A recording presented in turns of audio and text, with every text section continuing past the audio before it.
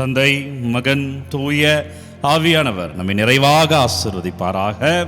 ஆமென். நண்பர்களே, நல்லா இருக்கீங்களா? இந்த நாள் இனிய நாளாகவே இருக்கும் நண்பர்களே. மீண்டுமா இந்த ஆராதனைக்கு, மீண்டுமா இந்த அபிஷேகத்திற்கு, குறிப்பாக வெள்ளிக்கிழமை இறுதியாண்ட ஒரு நாள். வெள்ளிக்கிழமை என்றாலே உடல் சுகம். வெள்ளிக்கிழமை என்றாலே வீட்டில் உள்ள கட்டுகள், தீமைகள், பொல்லாப்புகள், பேய் பிசாசு தொல்லைகள் நீங்க. வெள்ளிக்கிழமை என்றாலே அவருடைய ஆசீர்வாதத்தால் நான் நிரம்பி இருக்க, அவருடைய வல்லமையினால் நான் நிரம்பி இருக்க, அவர் கிருபையினால் நான் நிரம்பி இருக்க அழைப்பு விடுக்கிறது. எனவே அவருக்கு சாட்சியமா நீ வாழணும். சிறிய சிறிய செயல்பாடுகள் பெரிய பெரிய ஆசீர்வாதங்கள் நண்பர்களே. வாழ்க்கையில் சிறிய சிறிய செயல்பாடுகள் நிலைத்து நல்லுங்க.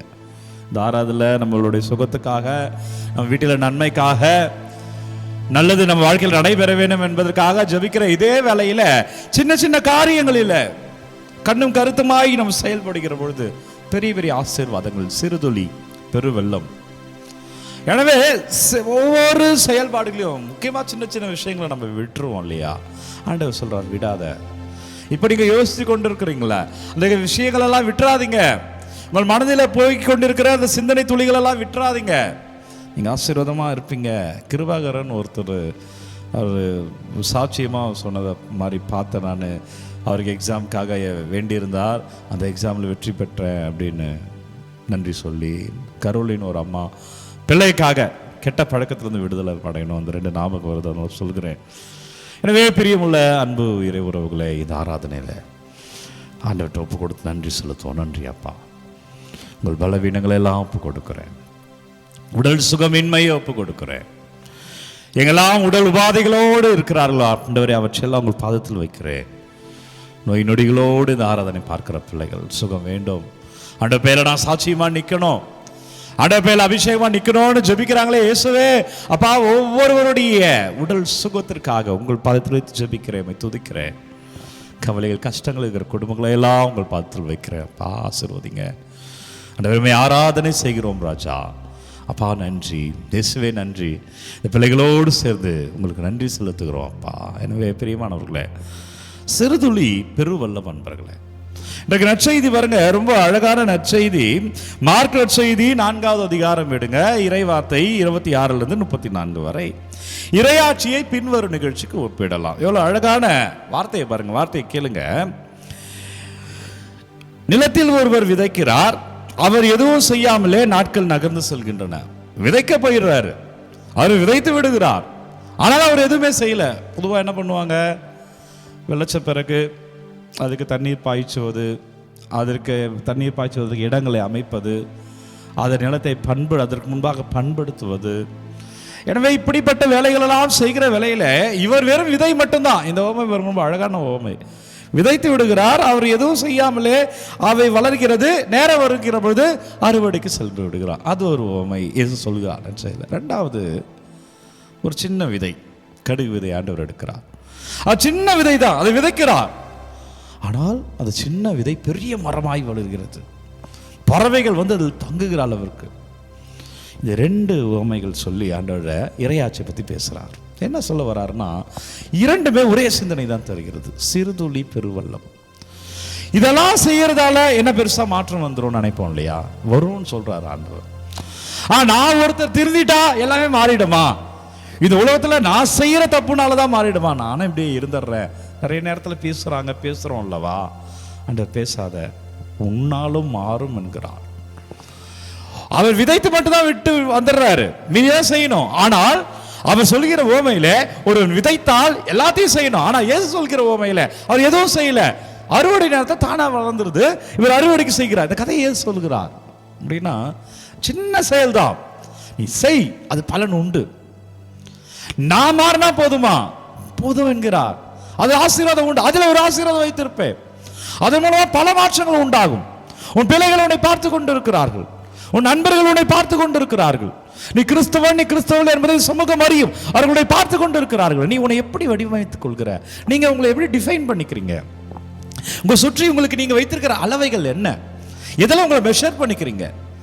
நீங்க உங்களுக்காக வச்சுக்கிற குணநலன்கள் என்ன? ஆண்டவர் அதை தான் கேள்வி கொடுத்துக்கிறார். நான் மாறிட்டா, நான் டிசிப்ளினா இருந்தா, நான் இதை செஞ்சுட்டா மாறுமா? ஆண்டவர் சொல்கிறார், மாறும். சின்ன விதை தான், அதுதான் அதை விதைப்பருவமே சொல்றார். ஒரு சின்ன விதை அது விதைக்கிறார், அது பெரிய மரம். விதையிலிருந்து தானே மரம், விதை தானே அப்படி தூக்கி எறிஞ்சா ஒரு மரமே இல்லையே, மரமே இறந்து போன மாதிரி ஆயிற்று, மரத்தை வெட்டியது போல் ஆயிற்று. மரம் வெட்டனா கத்துறோம் இல்லையா, விதை மரம் தானே. அப்போ அந்த விதையை, சின்ன விதை தான், அதுக்குள்ள ஒரு மரம் அடங்கி இருக்கிறது. உன் செயல் சின்னது தான், நீ உன்னை மட்டும் தான் டிசிப்ளினா வச்சுக்கிற, ஆனால் பலருக்கு நீ சாட்சியமா இருக்கிற, பலருக்கு நீ உதாரணமா இருக்க. நிறைய பேர் உன்னை ரோல் மாடலா எடுப்பாங்க. இந்த அக்கா இப்படி இருக்கிறாங்க, இந்த அண்ணன் இப்படி இருக்கிறாரு, இந்த கிறிஸ்தவ பிள்ளை இப்படி இருக்கிறாங்க, நான் இப்படி இருப்பேன். வாழவே மாற்று. நீ ஏன் அவரை மாதிரி இருக்கணும்னு நினைக்கிற? அவங்களாம் செய்யறாங்க, நானும் செய்யறேன், அவசியம் இல்லை. நீ சின்ன செயல் தான், உன் தனிமையான செயல் தான், ஒரு இண்டிவிஜுவல் ஆக்டிவிட்டி தான். ஆனால் அந்த இண்டிவிஜுவாலிட்டி சொசைட்டில போகும்போது அது பொதுப்படையாய் மாறுகிறது, அது எல்லோருக்குமானதாய் மாறுகிறது. அதை ஒருத்தன் பார்த்து தன்னை மாற்றிக்கொள்கிறார். இவனால முடியுது, என்னால முடியாதா? இவன் இதை செய்து வளர்ந்தானே, நானும் செய்தா வளருவேன். நன்மை என்பது அது ஒரு தொடர்ச்சிங்க, அது ஒரு இடத்துல நிற்காது. நல்ல குணநலன்கள், நல்ல செயல்பாடு நம்மளை டிஃபைன் பண்ணிக்கணும். நான் இப்படி இருக்க போறேன், நான் இப்படி நேர்மையாக இருப்பேன், நான் இந்த விஷயத்தில் விட்டு கொடுக்க மாட்டேன், இந்த விஷயத்தில் நான் தவறுக்கு ஒருபோதும் துணை போக மாட்டேன், இந்த தேவையற்றவுக்கு நான் இசைவு தர மாட்டேன், இந்த தேவையற்ற செயல்கள் வருகிற பொழுது அதை நான் உடன்பட்டு செல்ல மாட்டேன், நான் இதுதான் செய்வேன். நல்ல விஷயங்கள் டிஃபைன் பண்ணிக்கணும். நல்ல குணநலனுக்காக நம்ம அமைத்துக் கொள்ளுகிற பொழுது நீ உன்னால் அது சமூகம் வாழும் என்கிறார். நீ மட்டும் இல்லை, உன் மூலமாக அந்த சமூகத்தை நான் வாழ வைப்பேன், எனக்கு நீ வேணும், நீ மாறுவாயா, உன்னை நான் ஆசீர்வதிக்கிறேன் என்கிறார். நம்மை மாற இறைவன் அழைப்பு எடுக்கிறார். நன்றி சொல்லி அப்படி மாறுகிற பொழுது நம்ம உடல் நோயிலோடு இருக்கிறோம் இல்லையா, உடல் உபாதைகளோடு இருக்கிறோம் இல்லையா, உடல் வருத்தங்களோடு இருக்கிறோம் இல்லையா, அவற்றெல்லாம் மாற்றுவான். இந்த வலிமையான இறைவன் ஜெபிப்போம். அப்பா நன்றி, அப்பா இயேசுவே நன்றி. யாருக்கெல்லாம் உடல்நிலை சரியில்லை ஒப்பு கொடுக்கிறேன், ஆண்டவரே நீங்க ஆசீர்வதிங்க ராஜா. அப்பா வல்லமையில நீங்க தொடுங்க ஆண்டவரே, மாற வேண்டும் என்று அப்பா மாறுவதற்கான திராணியை தாங்க ஆண்டவரே. எங்களை நாங்கள் ஒழுங்குபடுத்திக் கொள்ள அப்பா ஆசீர்வதிங்க. இயேசுவே வல்லமையினால எங்களை தொடுங்க ராஜா. ஆண்டவரே அபிஷேகத்தில் நிரப்புங்க, ஒப்பு கொடுங்க. உங்கள் நோய்கள், உங்கள் கஷ்டங்கள், உங்கள் வலிகள், இங்கே இயேசு வந்திருக்கிறார். இதோ ஆராதனையில் ஆண்டவர் வந்திருக்கிறார். இந்த வெள்ளிக்கிழமை சுகம் தருகிற இறைவன் உங்கள் மத்தியில் இருக்கிறார். உங்கள் மனதில் சுகம் வேண்டுமா, உங்களுடைய உடலில் சுகம் வேண்டுமா, அதோ செவிங்க, ஒப்பு கொடுங்க, கேளுங்க. அப்பா மாத்துங்கன்னு கேளுங்க, ஆண்டவரே ஆசீர்வதிங்க கேளுங்க. வல்லமையான இறைக்கிருபையில எல்லாம் அல்ல இறைவன் உங்களை தொடுகிறார். இயேசு கிறிஸ்துவின் திருப்பெயரால் உங்கள் உடல் உபாதைகள், வலிகள், ரணங்கள், காயங்கள் எல்லாம் சுகமாய் ஆசீர்வாதமாய் இயேசு கிறிஸ்துவின் பெயரால் அபிஷேகமாய் மாறுவதாக. ஆண்டவர் இயேசு சாமியின் பெயரில் பிள்ளைகளை வல்லமை காண்பீராக. நீரும் உன் வீட்டார் இயேசு கிறிஸ்துவின் திருப்பெயரில் ஆசீர்வாதமாய் வாழ்வீர்களாக. தலை வணங்கி இந்த ஆசீர்வாதத்தை பெற்றுக்கொள்வோம். எல்லாம் வல்ல இறைவன் நம்மை தந்தை, மகன், தூய ஆவியானவர் நிறைவாக ஆசீர்வதிப்பாராக. இந்த நாளும் இனிய நாளே. அன்பர்களே, ஒவ்வொரு நாளும் விடியற் காலை 3 மணிக்கு இந்த ஆராதனை வழங்கி கொண்டிருக்கிறோம். யாருக்கு தேவை நினைக்கிறீங்களோ அவர்களோடு பகிர்ந்து கொள்ளுங்கள். வல்லமையான இறைக்கிருபையில் உங்கள் ஜபங்களெல்லாம் அனுப்புங்க கமெண்ட்டில். உங்களுக்காக நான் தொடர்ந்து ஜெபிக்கிறேன். Take care.